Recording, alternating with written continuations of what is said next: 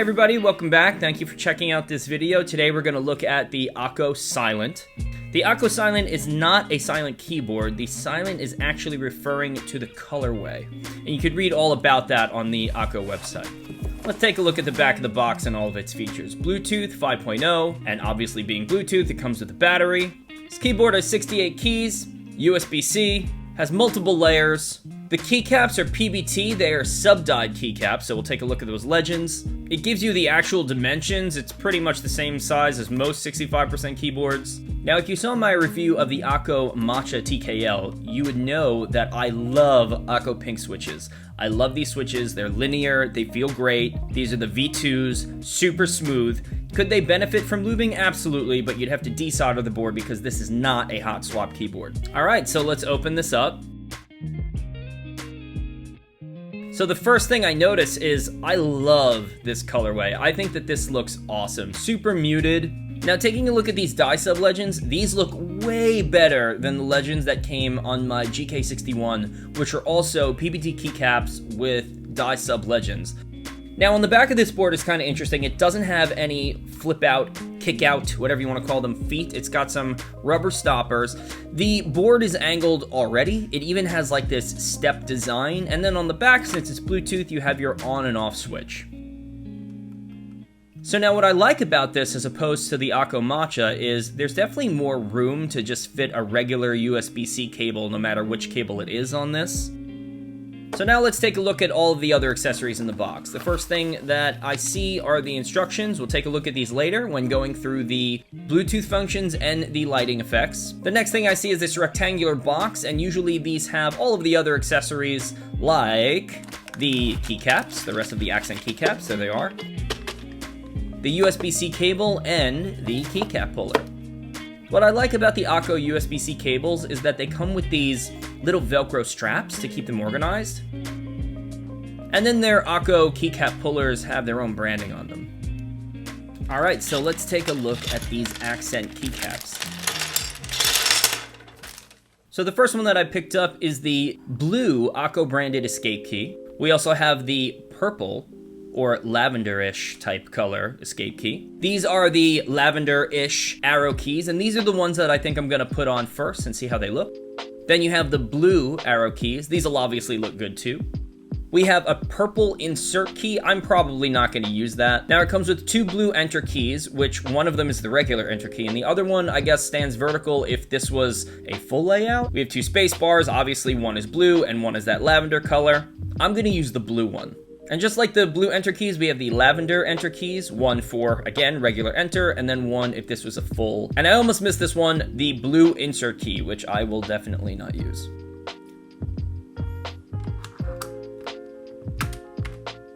Now, I mentioned this in my Matcha video, there is little to no stem wobble on these switches, and they still feel smooth. Again, they would definitely benefit from some lube, but they absolutely feel good the way that they are. There's something about them that I also find super snappy instead of mushy.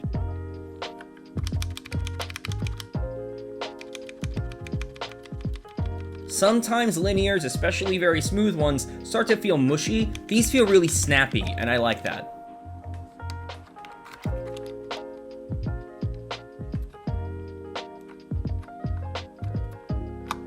But now here's where things got a little awkward.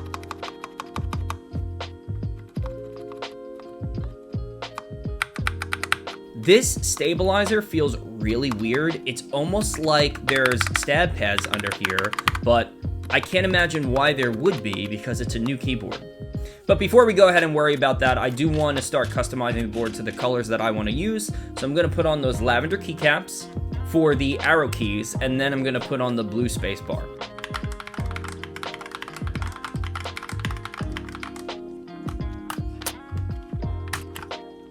Before I put the keycap on, I did check out how the stabs feel, and they are super loose, like very, very wobbly. So I didn't really have high expectations. Then once I put the blue spacebar on, my expectations were basically met.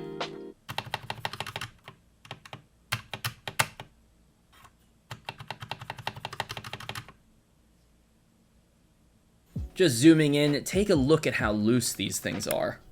That's pretty loose. It seems like there's lube in there, but very unevenly distributed, and there's barely any on there.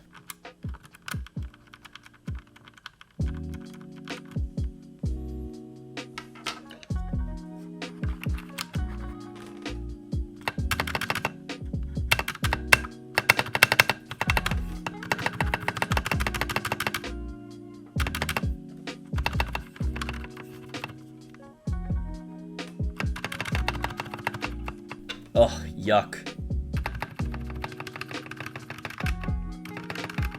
So now testing out all of the other stabs, they all kind of feel a little mushy and weird compared to all of the other keys. Now again, I understand they're stabilizers, so they're gonna sound a little different, but it almost feels like there's some type of mushy stab pad underneath anywhere that there's a stabilizer, and it's throwing me off a little bit, because my other Akko boards don't feel like that. In comparison to my Matcha, don't get me wrong, these stabs don't sound the greatest. It is a stock board, but at least this spacebar is even on both sides. Alright, so moving on. Let's actually test this keyboard. Let's go ahead and plug it in. Once you plug in the USB-C, you get this nice little animated lighting effect, which I like. I wasn't expecting the keycaps themselves to be as translucent as they are, and I can't tell if I actually like that or not. Now the instructions are super simple in how the function button works. The top row, all of your number keys when you use function become your F keys. Now the ones that I think would be more useful are these ones over here, especially the media keys, like mute, decrease volume, and increase volume. On my Matcha, these didn't work, so I wanted to make sure to test these on the Silent. And fortunately for me, the volume keys worked. After I realized the volume keys worked, I went to go check out the mute button, and the mute button worked as well. Success! The only other one that I would be interested in is calculator, which this does not pull up the calculator on Mac, so oh well. So now moving over to the lighting effects, again, super simple. You just hold down the function button and you hit the following keys. So if you press up and down, that will dim or brighten the lights, and I noticed that there's 4 settings for each one. Same thing goes for the animation speeds. If you hold function and hit left and right, you'll get either slower animation speeds or faster ones, and there's 4 settings for each. If you hit function L, that will turn the lights on and off. So now function delete is what cycles through all of your lighting effects, and there are many.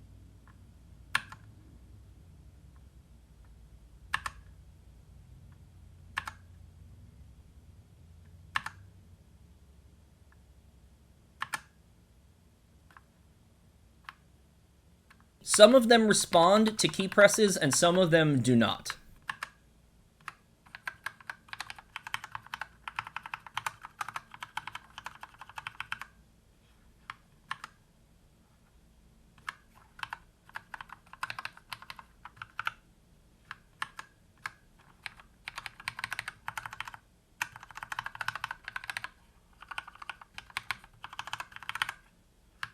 Some of them also look fine super fast, and some of them do not.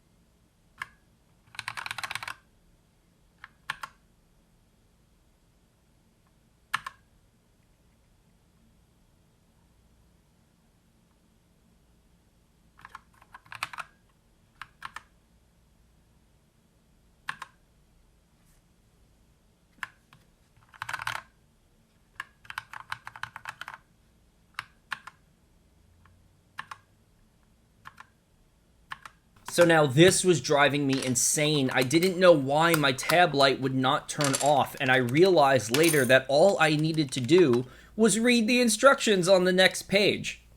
Basically why the tab button was lit up is because it was still charging. And that's it. It's as simple as that. On the next page, it explains how to go into Bluetooth mode, which is super simple. You just hold function and tab down for 4 seconds. It immediately popped up on my screen for me to pair it. And I am Bluetooth connected. But then I noticed once I unplugged my keyboard, it stopped typing, and I didn't really understand why. Then I remembered there's an on-off button on the back of it, and I had to turn it on. Something that I noticed while I was filming this video, because I was texting back and forth to a few friends, is that my phone case goes super well with the accent keycaps. So next we're going to do a quick sound test, and then I'll give my overall opinions.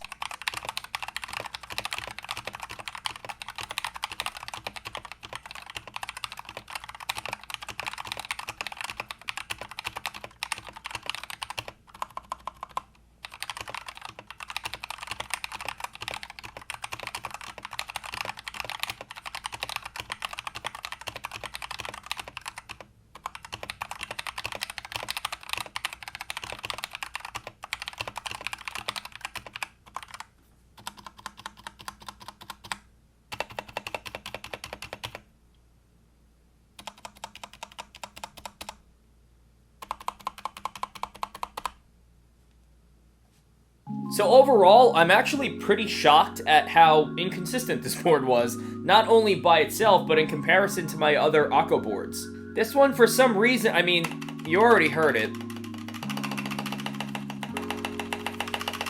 but like, it's just inconsistent. The stabs are very weird. It feels like there's padding underneath them. I don't know. I only have one other board that feels like that.